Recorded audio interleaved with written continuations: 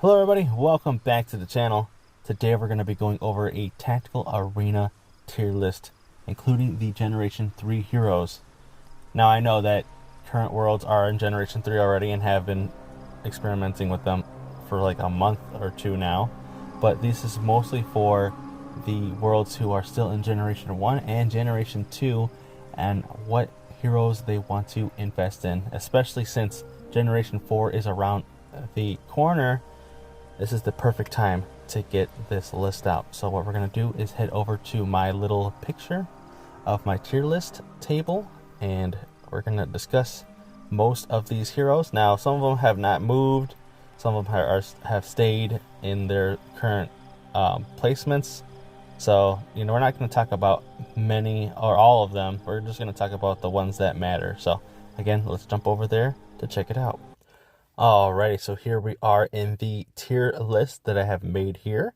Now, I hope you guys like it. It's the same as Generation 1's and Generation 2's little picture here. But yeah, here we are. As you can see, there's a lot more characters on this list now. It's getting more full than it has before. So, and we also have it separated in 3 different classes. Of course, Attacker, Defense, and Ranger. We're going to talk about our attackers first. As we all know, Claire is pretty much the best attacker in the game. Again, free to play, friendly. Everyone should have a Claire. Everyone should have her very strong.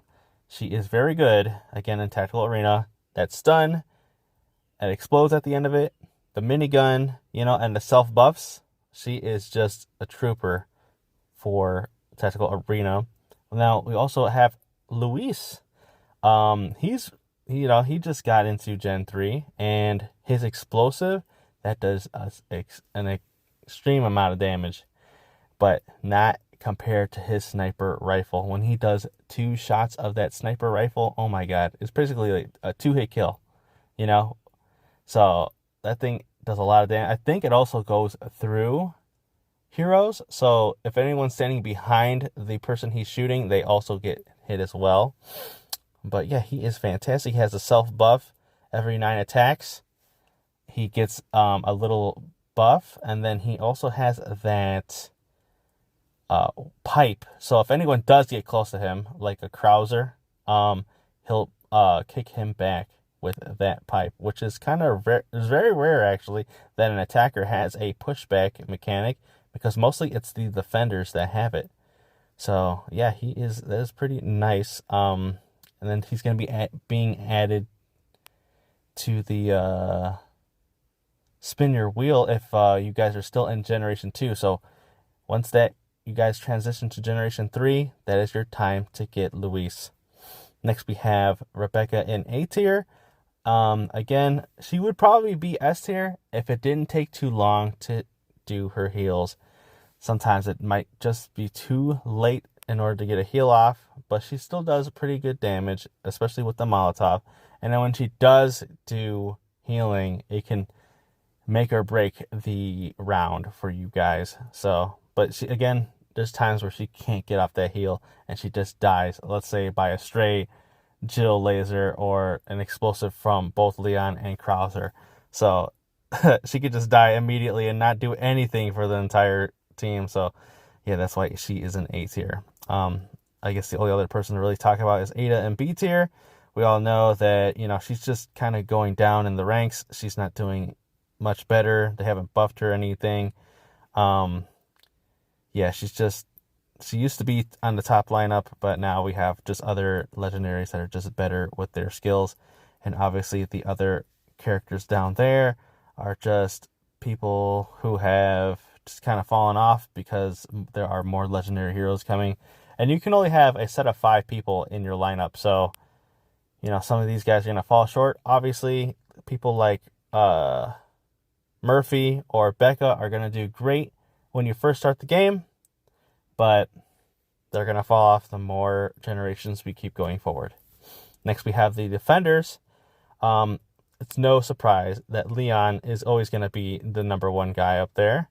But now we have Krauser as well, which is surprising that Krauser is up there, but that is because of his explosive arrow Now, that thing is basically like a rocket launcher junior from Leon.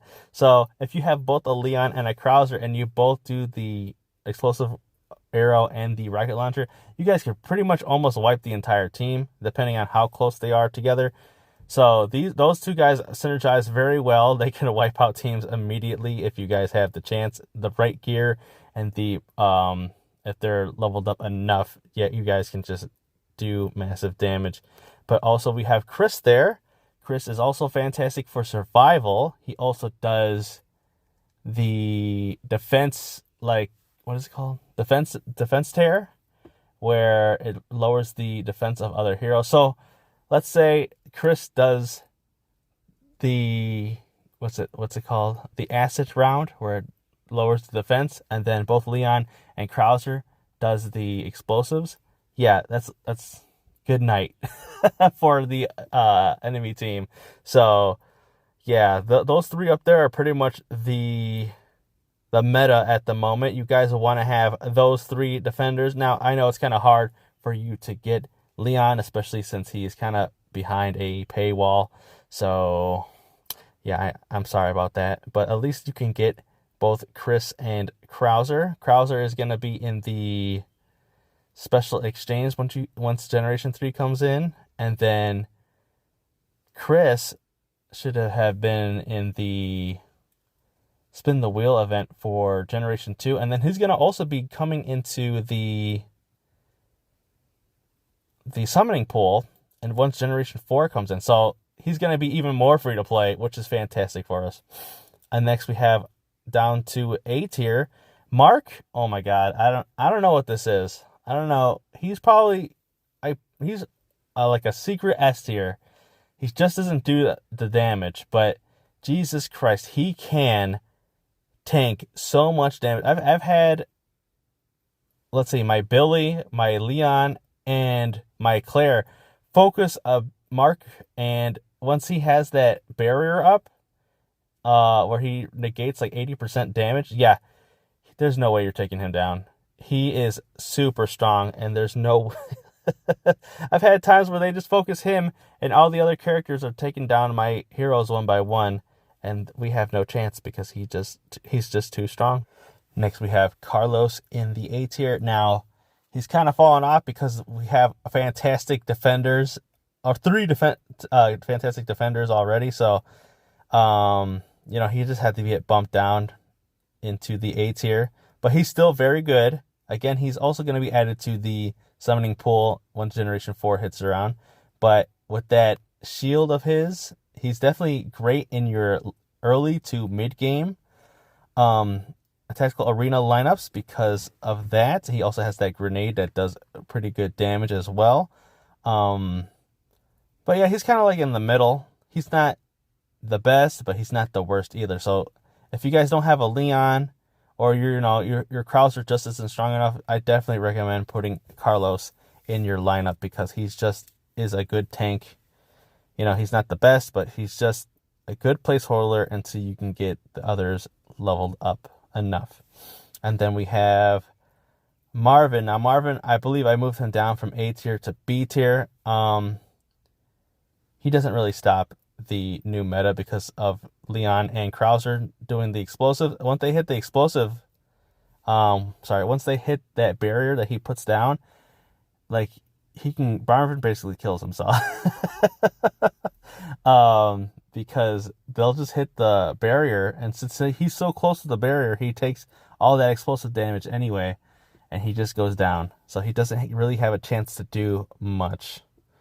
But we're gonna skip over the other two because we already know that they're just not as good, especially Tyrone. I'm sorry, everyone knows why he's not the best. He has counters all over this game. And then last but not least, we have our Rangers. Now, Billy, I feel like he's better than Jill. Either equal or just like a slightly better than Jill because of his lock-on ability where he can target multiple targets with his revolver. So that thing can wipe out an entire team as well, depending on his placement and how close everyone is he can deal a lot of damage once he pulls out his revolver too, where I think he shoots like 3 shots. That thing just does massive damage. So, obviously he's going to be part of the meta lineup with Jill. So I believe the meta lineup right now is Leon, Krauser, Chris, Billy, and Jill, because these guys just dish out so much damage so quickly. It's incredible.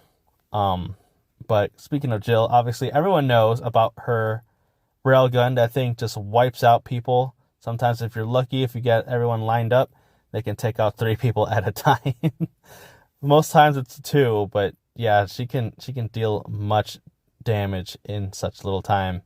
Next we have in the A tier, we have Barry. Again, he is fantastic as well. He's great for your early game, mid game, even late game. If you don't have a Jill, I would recommend putting him with Billy, because those guys can just dish out so much damage with their revolvers. It's fantastic.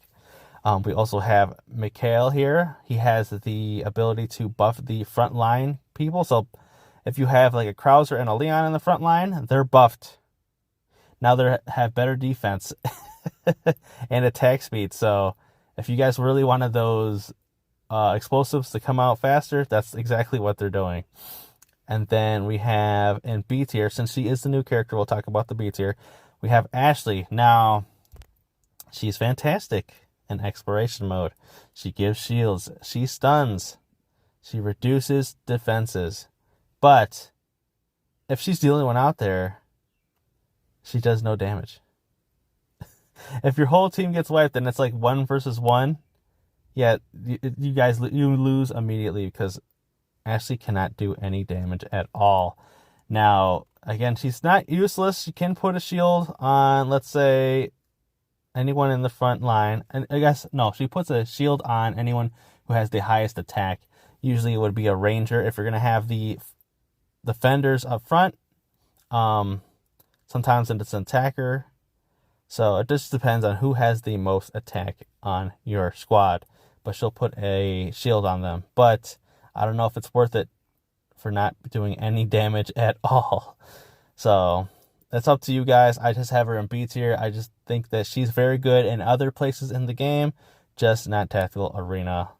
And obviously the other two, Tyrell and Brad, they're just place markers until you can put or have like a Barry or a Jill or even a Billy. So, but yeah, that is the tier list. Let me know what you guys think in the comments below. Do you guys think that these placements are good?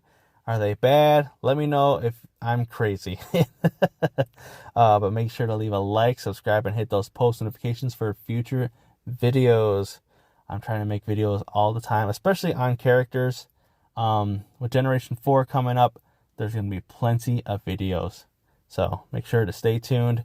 Hit that notification button for more stuff. But again, thank you all for watching. Make sure to enter that code in the bottom right to support the channel.